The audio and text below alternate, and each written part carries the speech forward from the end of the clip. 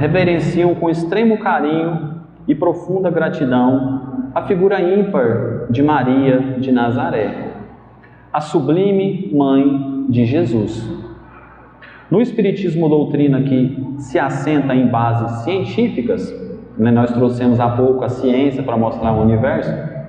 Nós somos uma doutrina, com um tríplice aspecto, ciência, filosofia e religião, não só religião.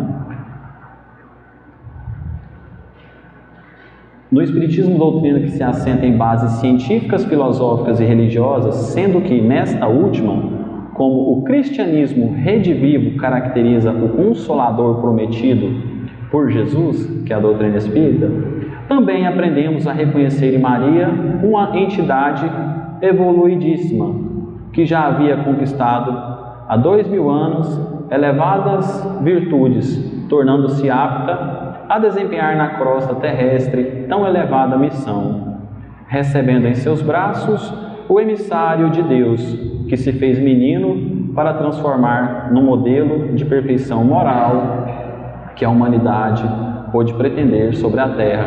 A gente vai ver agora na questão 625 de O Livro dos Espíritos. Além do que se conhece nas antigas tradições religiosas, especialmente no Novo Testamento, encontramos na literatura espírita outros importantes dados biográficos de Maria, que vieram até nós por via mediúnica, naturalmente extraídos dos arquivos fidedignos do mundo espiritual, revelando-nos que ela continua até hoje zelando com muito carinho pela humanidade terrestre, encarnada e desencarnada. Gente, Maria, contam nesses livros, ela já podia ter nos deixado aqui da Terra, ela nem precisava ter vindo, na verdade, fez a missão dela com Cristo, podia retornar, para as excelsas atitudes que ela habita. Mas não, por amor à humanidade, ela continua aqui, trabalhando, trabalhando por nós, trabalhando para nos ajudar. Conta-nos no livro do hospital, qual que é o nome do livro? É Memórias de um Suicida, Memórias de um Suicida, que ela cuida, do hospital, Maria de Nazaré, dos nossos irmãos suicidas, Então, olha a proximidade dela conosco. Ela age como mãe, Se a gente se lembrar, de uma passagem já no fim, da existência física de Jesus, quando ele mostra, o seu único discípulo que ali está, João e Maria, ele fala, ele chama mulher ou mãe, eis aí seu filho, filho, eis aí sua mãe, Ele está nos emprestando Maria como mãe, E ela é nossa mãezinha do coração, o nosso exemplo, É um espírito iluminado, um espírito que venceu, todas as imperfeições, que alcançou a honra, de ser a mãe do Cristo na Terra. Então, trazendo esse pensamento, Maria que fez o Cristo falar, por mais que Jesus possa ter sido o espírito mais superdotado que já existiu na Terra, com certeza ele precisou de um beabá, ele precisou trocar algumas palavras, ele precisou aprender, porque ele não veio destruir a lei.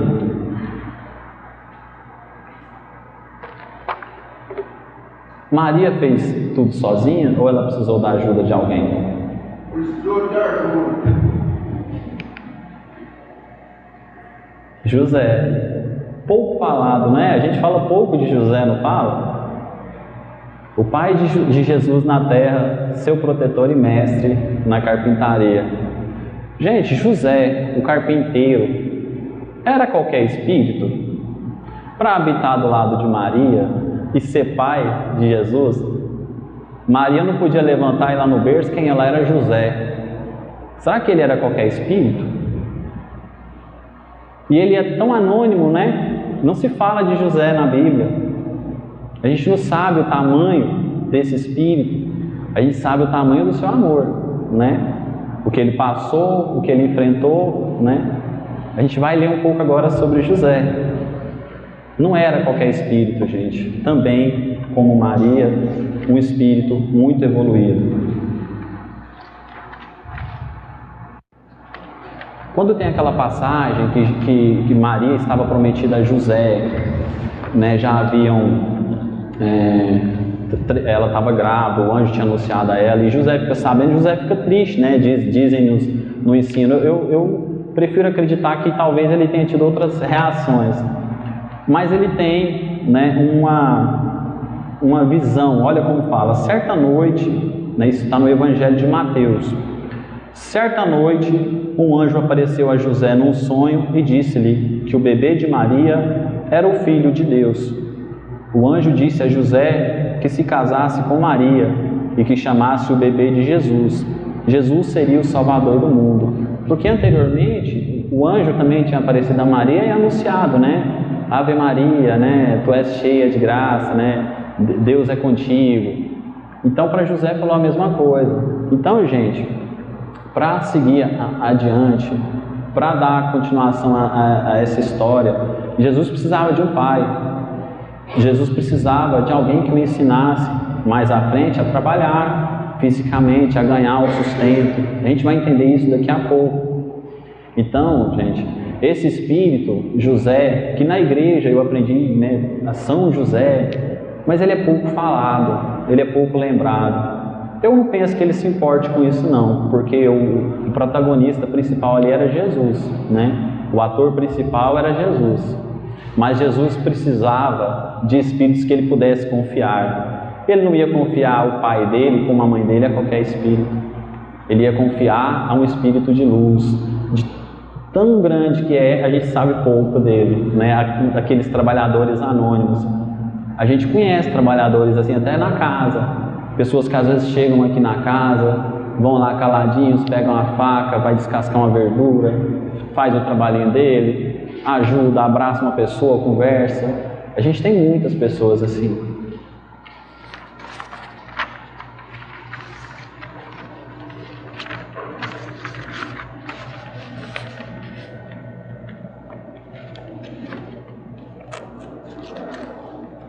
É muito papel, gente.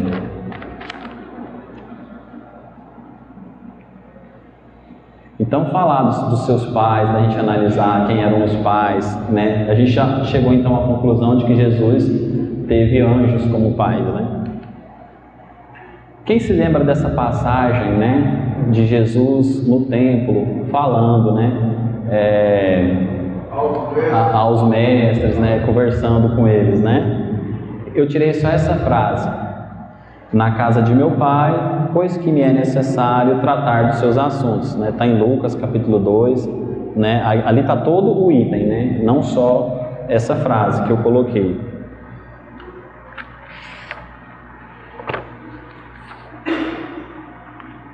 Quem se lembra então dessa história? Eu vou lê-lo para vocês, para a gente se ambientar. Então, o menino Jesus no templo. Todos os anos, seus pais iam a Jerusalém para a festa da Páscoa. Quando ele completou 12 anos de idade, eles subiram à festa conforme o costume. Terminada a festa, voltando seus pais para casa, o menino Jesus ficou em Jerusalém sem que eles percebessem. Pensando que ele estava entre os companheiros de viagem, caminharam o dia todo. Então começaram a procurá-lo entre os seus parentes e conhecidos. Não o encontrando, voltaram a Jerusalém para procurá-lo. Depois de 3 dias, o encontraram no templo, sentado entre os mestres, ouvindo-os e fazendo-lhes perguntas. Todos os que ouviam ficavam maravilhados com seu entendimento e com suas respostas. Quando seus pais o viram, ficaram perplexos. Sua mãe lhes disse: Filho, por que você nos fez isto? Seu pai e eu estávamos aflitos à sua procura. Ele perguntou: Por que vocês estavam me procurando? Não sabiam que eu devia estar na casa de meu pai? Que é mais ou menos isso que está falando aqui. Mas eles não compreenderam o que ele lhes dizia. Então foi com eles para Nazaré e lhes era obediente. Sua mãe, porém, guardava todas essas coisas em seu coração. Jesus ia crescendo em sabedoria, estatura e graça diante dos homens. Então o Evangelho nos conta isso, gente. José, com a sua família, vai a Jerusalém para os festejos da Páscoa. Chegando lá, fazem as celebrações. Na hora de voltar, pensam que Jesus está para trás com um grupo de viajantes. Quando eles vão procurar por Jesus, eles não o encontram, entre os parentes, entre os conhecidos. Decidem voltar a Jerusalém. Quando chegam lá, tem a primeira aparição pública de Jesus falando, já anunciando ali o Evangelho, ouvindo e falando. Mas vocês perceberam no fim que ele era obediente a Maria, Maria estava preocupada, Maria mãe, dizem os escritos. Ele volta sem reclamar, muito pelo contrário. Ele era obediente.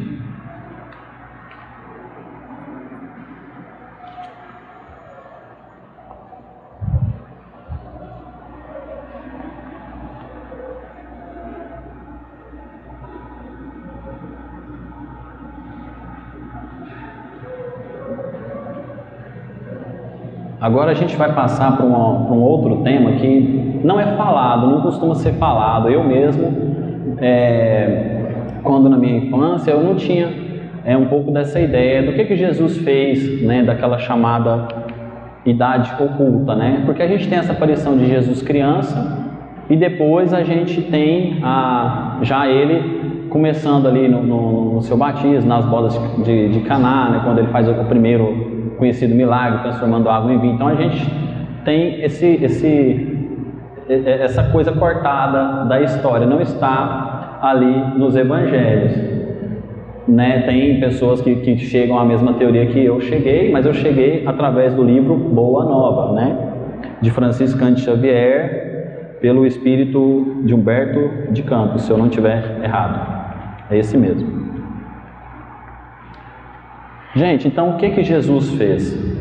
Quando ele volta para casa, a gente vai ler aqui, Maria ficou um pouco preocupada com aquele acontecimento do templo, Ela percebeu em Jesus que Jesus tinha algo a mais, como se ela não soubesse, Ela pressentia que ele tinha algo a mais, algo a oferecer. Mas ela ficou preocupada, ela queria, a gente vai ler aqui, que um parente deles, que é próximo deles, colocasse Jesus então, já que ele era apto a essas coisas, apto a estudar, colocar ele então para servir no templo, para aprender a lei. Ela queria, como mãe, que Jesus fosse um doutor da lei, fosse um conhecedor, uma pessoa que trabalhasse, Mas vamos ler aqui o que acontece no livro A Boa Nova. Após a famosa, que é o capítulo 2 do livro A Boa Nova, Jesus e o precursor. Após a famosa apresentação de Jesus aos doutores do templo em Jerusalém, Maria recebeu a visita de Isabel e de seu filho em sua casinha pobre de Nazaré. Isabel é a mãe de João Batista, Mais à frente, ela diz sobre Jesus: por vezes vou encontrá-lo a sós, junto das águas e de outras, em conversação profunda com os viajantes que demandam a Samária ou as aldeias mais distantes, nas adjacências do lago. Quase sempre surpreendo-lhe a palavra caridosa que dirige às lavadeiras, aos transeuntes, aos mendigos e sofredores. Fala de sua comunhão com Deus, com uma eloquência que nunca encontrei nas observações dos nossos doutores, e certamente ando a cismar em relação a seu destino. Maria, falando a Isabel, ela tá um pouco apreensiva. E desde criança, então, Jesus trabalhando, na oportunidade que ele tinha, ele consolava, ele falava com as pessoas. Ainda há alguns dias estivemos em Jerusalém, nas comemorações costumeiras, e a facilidade de argumentação com que Jesus elucidava os problemas que lhe eram apresentados pelos orientadores do templo, nos deixou a todos receosos e perplexos. Então ele apresentava soluções para coisas que eles ali talvez tinham dúvidas. Sua ciência não pode ser deste mundo, Maria falando, vem de Deus, que certamente se manifesta por seus lábios, amigos da pureza. Notando-lhe as respostas, Eleazar chamou a José em particular e o advertiu de que o menino parece haver nascido para a perdição de muitos poderosos em Israel. Continua então a preocupação. Olha agora Jesus.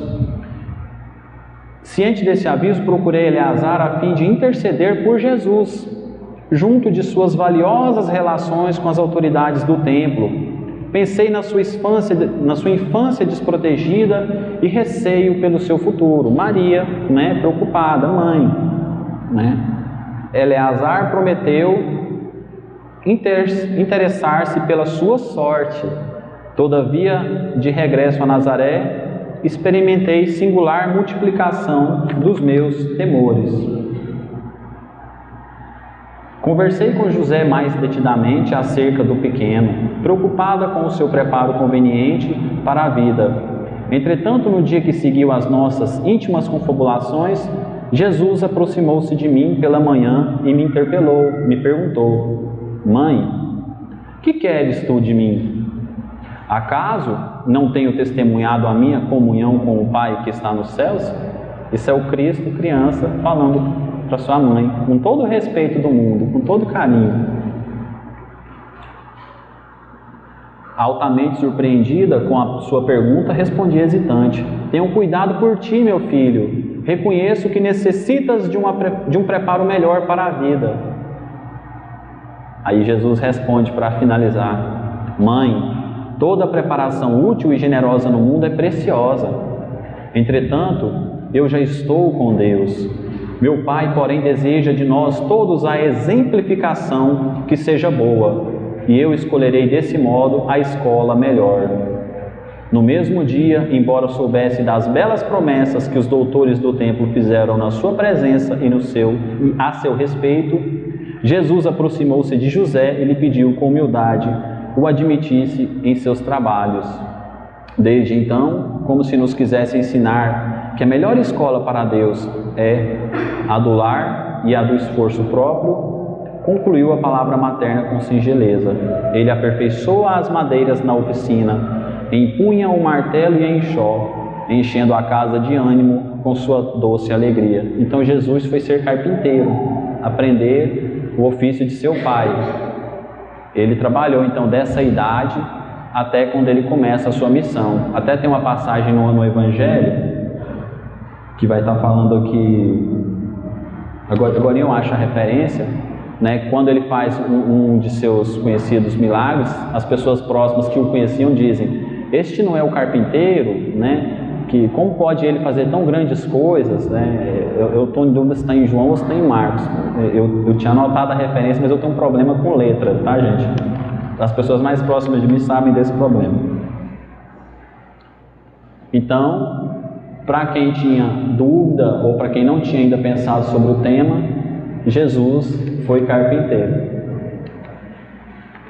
A missão de Jesus na Terra: ajudar no progresso evolutivo da Terra e prepará-la para o Consolador prometido, A gente vai notar no Evangelho que muitas vezes ele vai falar, ouçam os que têm ouvidos para ouvir, vejam os que têm olhos para ver, algumas coisas eu não posso falar, eu enviarei o Consolador prometido, que falará e vai contar essas coisas para vocês e vai ficar com vocês. Quando eu falei lá no comecinho, que é a doutrina espírita, que não tem pretensão nenhuma de ser a religião das pessoas, mas sim um auxílio que vai nortear-nos, que vai nos mostrar, que vai nos explicar sobre o mundo espiritual, porque nós, ora encarnados, somos espíritos, A doutrina já fala, doutrina espírita. Então, a sua missão, preparar-nos. E eu acho que ele fez bem, gente? Porque tem 2000 anos que Jesus passou por nós, anunciou o seu Evangelho, que a gente vai encontrar aqui no seu, nessa máxima: amar a Deus sobre todas as coisas e ao próximo como a si mesmo. E aí bem pequenininho: toda a lei e os profetas se acham contidos nesses mandamentos, Ele está nos instituindo o que? A caridade. Amem a Deus, mas amem ao próximo, Lá na frente ele vai dizer também: amai-vos uns aos outros como eu vos amei, né? Ele dá o exemplo de amor.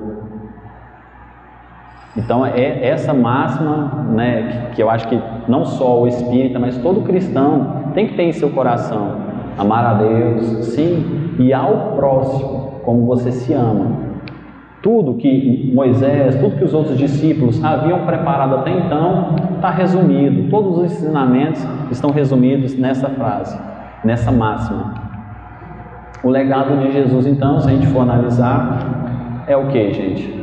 É o seu evangelho, a sua história, a sua vida, tudo que ele fez, tudo que ele pôde, né, fazer por nós, como ele quis, como ele nos ajudou, né? Reuniu-se antes, como fala lá no começo, prepararam todo o ambiente da terra para a vida, depois prepararam para a sua encarnação. Então ele nos deixa esse legado. Há 2000 anos a gente fala dos seus ensinamentos, há 2000 anos ele tem nos arrebatado o coração e até hoje arrebata novos corações, né? Quantos de nós talvez no passado fomos inimigos do Cristo? Quantos de nós talvez no passado lutamos, né, contra o Cristo? E hoje a gente está aqui falando dele, né? A gente está aqui hoje o admirando, né? E ele está aqui do nosso lado, né, nos esperando, né? E o convite está feito, né? Quando ele fala que eu sou o caminho, a verdade, a vida, né? Ele está nos dando já o norte. Mas a gente é um pouco teimoso, né? Faz parte um pouquinho do nosso comportamento, a gente teimar um pouquinho, a gente querer dar uma voltinha ali, outra colar. Então, seu legado, gente, é o que a gente continua até hoje falando, a sua história, todos os seus ensinos, tudo que ele nos deixou nos evangelhos, né? O que os 4 evangelistas narram, nos Atos dos Apóstolos, que os apóstolos dão seguimento, né? Então, sua vida, seus ensinamentos, seu trabalho no bem são seus maiores legados. Essa aqui é a questão que eu mencionei. Eu falei questão 625, não é porque eu sou expert em Livro dos Espíritos, é porque eu decorei, tá, gente? Eu só tinha que decorar essa questão, então foi fácil. A questão 625, qual o tipo mais perfeito que Deus tem oferecido ao homem para lhe servir de guia e modelo? Resposta: Jesus. Então, você quer se dar bem, o modelo é esse aqui, ó.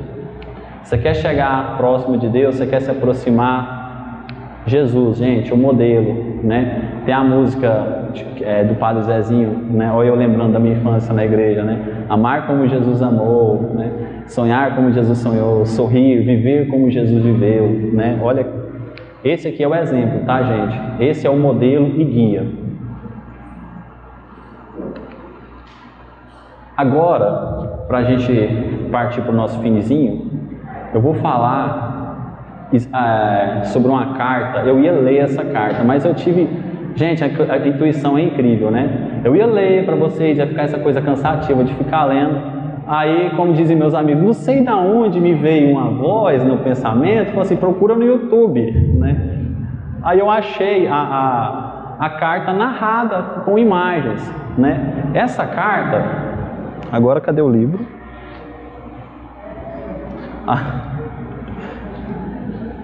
Eu tinha pegado o livro há 2000 anos.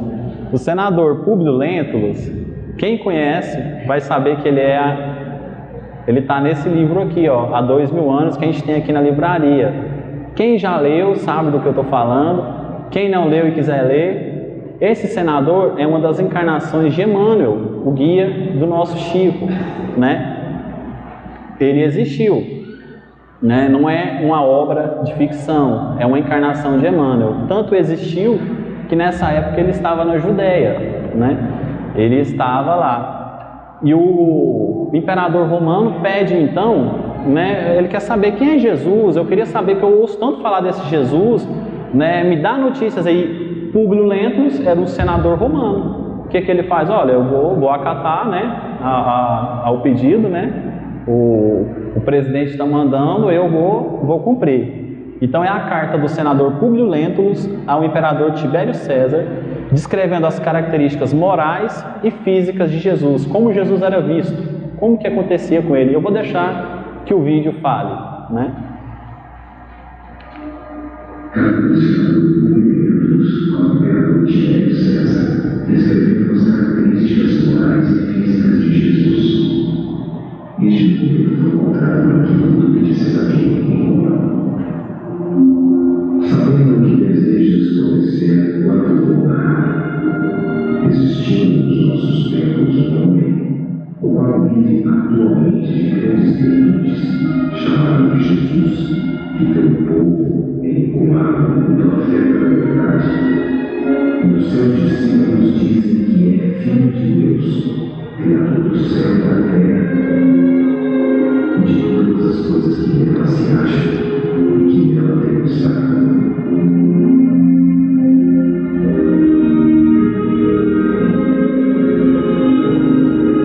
Em verdade, ó César, cada dia se ouvem coisas maravilhosas desse Jesus. Ressuscita os mortos, os enfermos, temos a palavra, é um homem de justa estatura e muito belo aspecto, e ainda nos está convosco, que aqueles que o veem são forçados a amá-lo ou temê-lo. Temos sabidos da fundamento da prematura, são discernidos até as leis e das ovelhas até as espadas, são da cor da terra, porém mais inocentes. Tenho eles uma fonte magnífica para os caminhos, a forma dos nazarenos, seu rosto cheio, o aspecto é muito sereno, nenhuma roupa ou mancha se vê em sua face, de uma cor moderada. O nariz e coração simples. A barba espessa, ascendente os cabelos, muito dura, mas separada vermelha. Seu olhar é muito afetuoso e grave. Tem olhos expressivos e claros. O que surpreende é que resplandece no seu rosto como os raios do sol, porém ninguém pode olhar fixo no seu semblante. Porque como resplandece, apavora, imortaliza, faz chorar, faz-se amar e alegre com gravidade.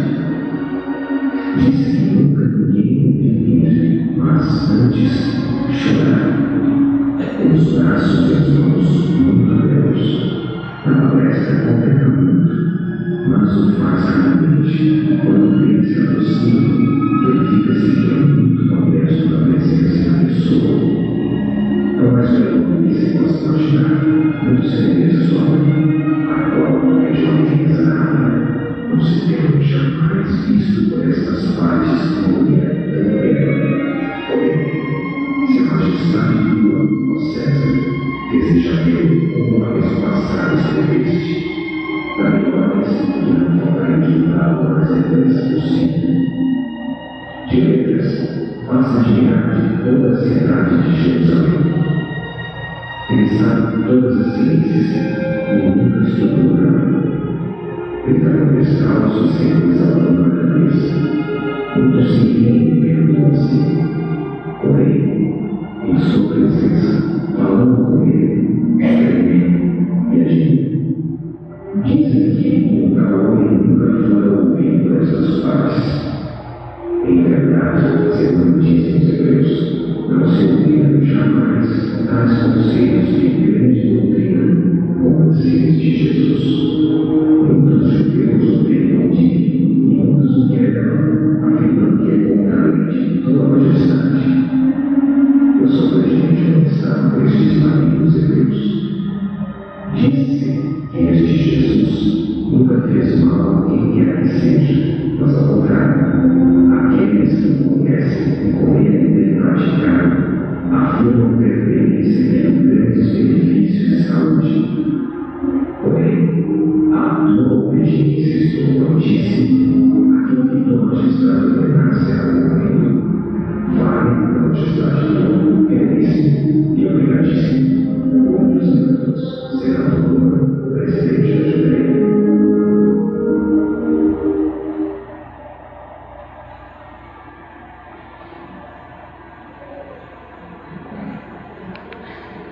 Gente, essas são as nossas referências que eu quis colocar aqui para vocês. Agradeço profundamente a paciência, rogo Peço que vocês não saiam, que a Neila quer fazer um sorteio aqui para vocês. Eu sou o caminho, a verdade e a vida, ninguém vem ao Pai senão por mim. Muito obrigado a todos pela paciência de nos ouvir.